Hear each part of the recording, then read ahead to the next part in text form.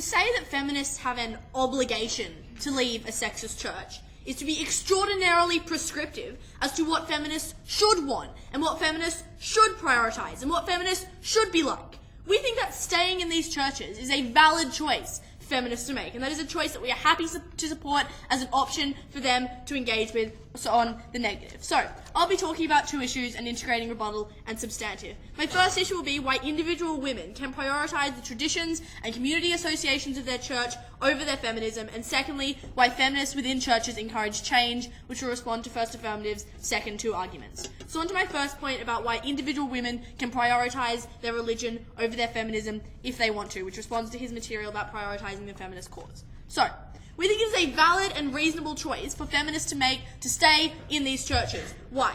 Firstly, because there are other things they can get out of their religion other than just a validation of their feminism in some way. Things like a sense of community belonging, things like a sense of association with their family, things like ethical systems which they can apply in other areas of their life. We think it is valid for them to prioritize those things because, firstly, they are making this decision with absolutely full information. They are feminists, they understand the feminist ideology, but they also understand what the church says. That means that they have the ability to prioritize which factor they would like and weigh up those options. But secondly, we think that the women are best placed to know their own preferences. We don't want the affirmative telling these women what they should want to be a good feminist. We think it's up to them to decide what they want to do. The third reason it's valid for them to prioritize these things is because it's incredibly problematic to say that a woman or a feminist has to see their gender as the only thing that determines what they want to do with their life and the primary determinant of the way that they make their choices. We think that is incredibly offensively essentializing to what women and feminists should want, because they should be able to prioritize their life based on things other than their gender,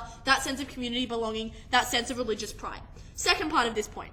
We don't think that the ideological purity is an absolute that has to be engaged with in these religions. What we heard from the opposition is that it is mutually exclusive to be a feminist and believe in these religions. We don't think that people have to agree with the whole religion. I'll give you examples such as, even if they object to certain practices within that religion, the church does not condemn them for saying that they object to certain practices. They only condemn them for doing those practices. So they can be opposed to certain things. They can be opposed to the pro-life stance of the church in the way that they want. Most religions actively encourage debate about the issues within them. You don't have to be ideologically consistent with everything. There are debates on abortion within the Catholic Church based entirely on theological doctrine. We think those debates are valid. A lot of Catholics don't think condoms should be banned, and the church, that doesn't make them not a Catholic. It makes them a Catholic who has a more nuanced interpretation of the theological text which they choose to read.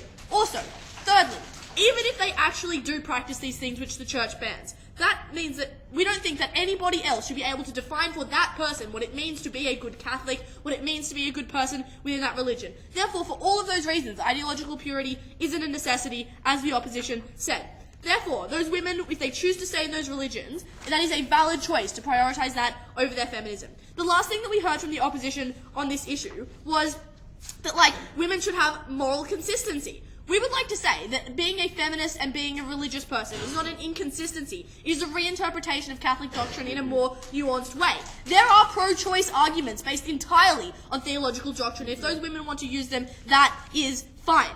Third part of this argument. Why we don't think that any woman, by virtue of being a feminist, has an obligation to prioritize her feminism over her religion in a fixed way. Because that would be an oppressive structure. That would be telling women what they should do. And that is an oppressive structure which feminists have fought against for the history of feminism. So, we think that we also heard from the opposition on this issue that feminism is more important than religion. So if we're going to change one, we should change religion.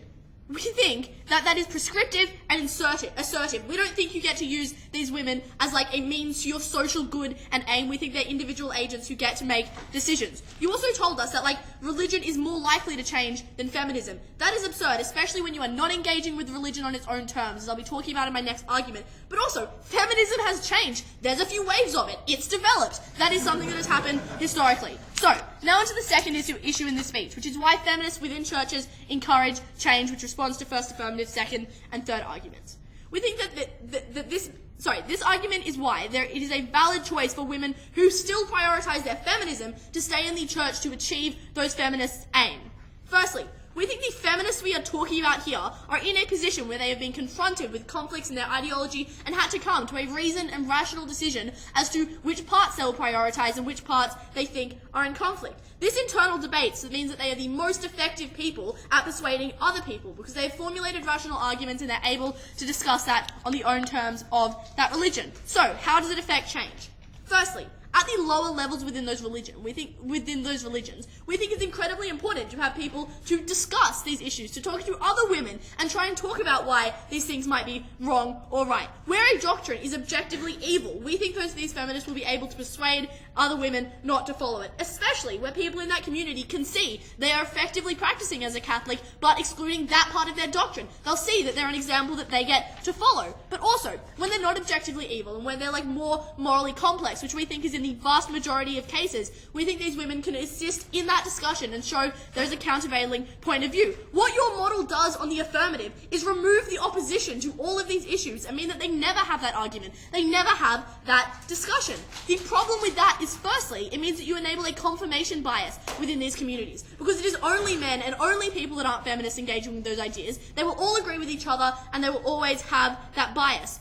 Secondly, that means that these community structures never hear the opposition, as I just said. They never have to formulate arguments against that opposition. That means that they don't have to defend their opinions, and those opinions don't get nuanced. So, second part, not the lower levels of the religion, but the higher levels of those religions. We think that institutional structures of religions, especially the Catholic Church, are based on texts and interpretation of those texts and traditions. But that interpretation of text changes over time, and those traditions change over time. For example, the Catholic Church has recently said that condoms are okay for prostitutes, and that condoms are okay in marriage where one member of that marriage has AIDS. That is a change that is massive and has happened. So, how does this mechanism of change work? We think the institutional structures at the top consult the whole hierarchy of the church. They talk to everyone on the way down and each smaller parish. That includes women, that includes groups like nuns. That means that you get that feedback loop. Also, we think that given that all of these arguments are often theological discussions, they engage with theological and intellectual literature that can be written by women. If you don't have the feminist perspective writing their interpretation of theology, their pro-choice argument based on the Catholic text, then you don't get that change. You don't get that change happening. We think, therefore, that even if those doctrines remain, they will become more nuanced, they'll become more analytical, and they'll have more exceptions, like in the condoms example. So we think that change only happens when women stay. So, what did we hear from the opposition on this? Most of my substantive responded to that, but they said that, it is the duty of churches to spread their word, therefore they'll care only about numbers. Firstly, not all churches are evangelical. Second, even those churches that are evangelical will only be changed when that change can be justified on their own terms, when they can have a theological justification for that change, rather than just being there are less people sitting in pews, let's reassess our theological values. That's not how that works. You never gave us a mechanism for why they would take a straw poll and reassess their interpretation of doctrine. We think that you have to get change by rational arguments. You have to have the feminists there to get that argument. We were very proud to say on this side of the house that you shouldn't tell feminists what to prioritise, and the way that you get change for those who prioritise feminism is for them to stay, for them to argue, and for them to get theology to change. We're very proud to oppose.